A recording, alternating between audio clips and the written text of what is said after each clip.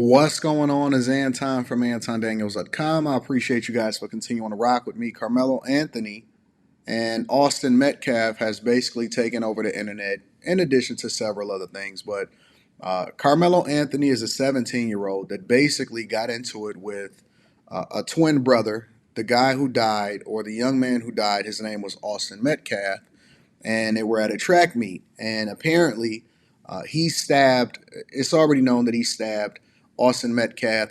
Austin Metcalf died, and then it turned into this big thing that basically people made it a racial issue, and so now they're trying to figure out exactly what's going on as far as the defense, and they raised a bunch of money, and we're gonna get into that in a second. But Carmelo Anthony is basically being charged for first-degree murder, and he's facing life in prison. They are charging him as an adult. Let me say that one more time. 17-year-old.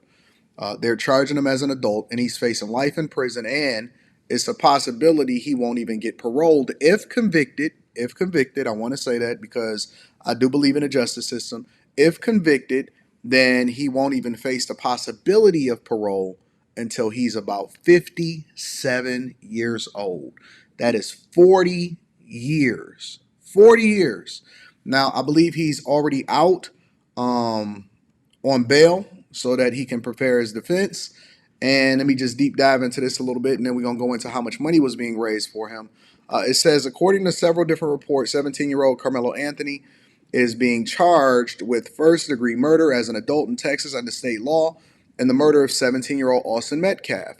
Anthony, who claims self-defense, now faces life in prison if convicted. As we previously shared on on April 2nd, police arrested Anthony, charging him with first-degree murder for allegedly killing Metcalf.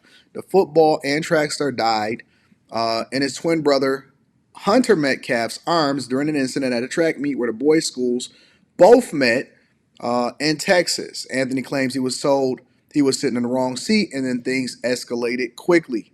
And then it goes on to say that he's facing mandatory life in prison. In recent news, it's been confirmed that Carmelo Anthony will be tried as an adult under Texas state law. The report is that he is to be considered an adult during Texas's criminal justice proceedings. He's being prosecuted under Texas's concurrent jurisdiction laws, often referred to as the prosecutor direct file laws. It goes on to explain that by these laws, prosecutors can charge minors as adults without judicial oversight. And it also adds that it disproportionately affects black and brown youth accused of serious crimes like homicide in 12 states and Washington, D.C. So, before we continue to deep dive into this and before we go into it, let me just say that it's unfortunate. It's very, very unfortunate that we are in a space to where people have not taught their children, nor can they themselves have some form of self-control and conflict resolution. And the only people that are going to pay for this, no matter how much y'all go back and forth, no matter how much I try to make this a racial issue, the fact of the matter is that one person died and one person is being charged as an adult. Now, obviously, I'm going to stay on top of this, and we're going to keep it funky as far as making sure that we have some honest conversations. I'm going to give my opinion.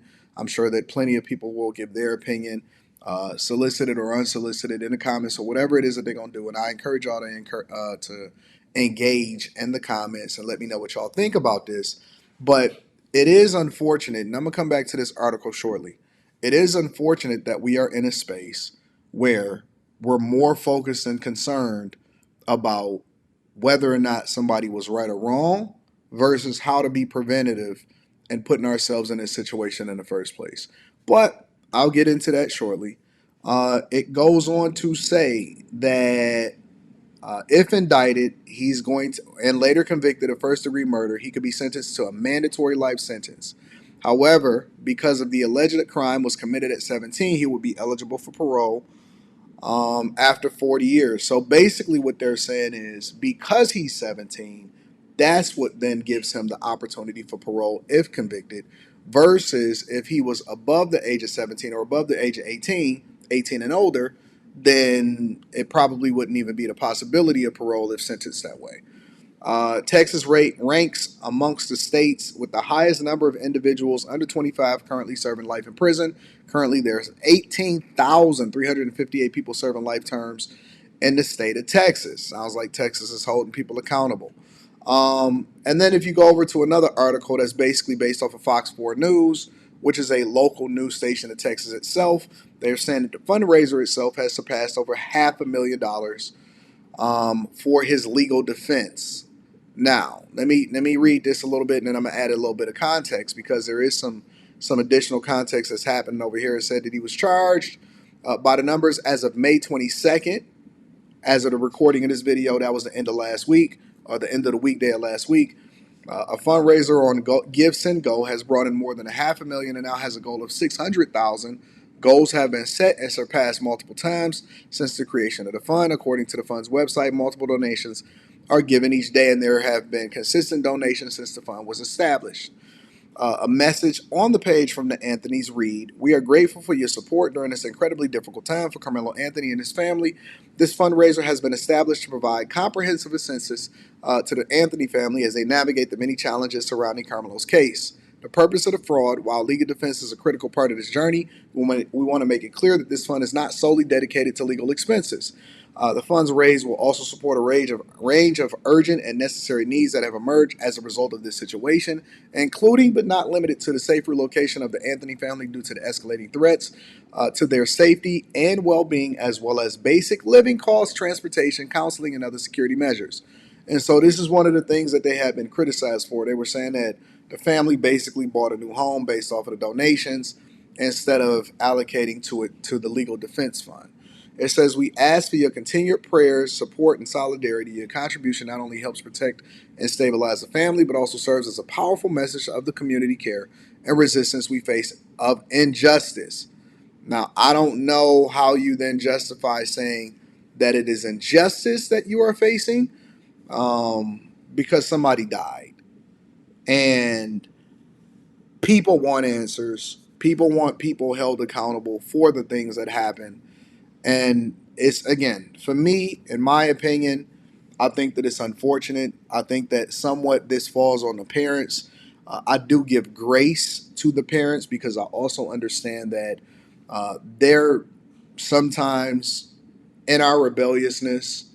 I know I was a bit rebellious as a child, even though I was raised in a strong family household, and I came back to the foundation of the things that my father taught me and my parents taught me and my church taught me, because it was put into me young. But I did go through a phase, probably a little bit before his age, where I was a bit rebellious. And I think that regardless of what happens, the biggest problem that we have here is that we don't know how to control our emotions, and therefore we can't teach our children conflict resolution. And the person that is going to pay for it was the son that died, right? Because that was a father, and the children are the ones that suffer for the sins of their parents. I squarely place the responsibility on you to teach your children to not carry knives at school. I think that this subject has already been, it has been mined out. People have given their opinions on what should have happened and who could have did what and whether there's a racial element to it. I don't like the whole racial element to it. I don't like the fact that every time it's a black person or it's a white person that gets into a confrontation of the opposite or of another race or with another race, that we automatically claim racism. It all automatically becomes a race war. That's not cool. But let me know what y'all think. Do you think that he should be charged as an adult? Do you think that he should be charged at all? And do you think that there's still a racial component that is bubbling over and that he will get off? Let me know what y'all think. Make sure y'all tap into the Patreon. Link is in the description. Also, Teach Hanley, 40% off your first order, 20% off life. I love y'all. I appreciate you. I'll holler at you guys later. Peace.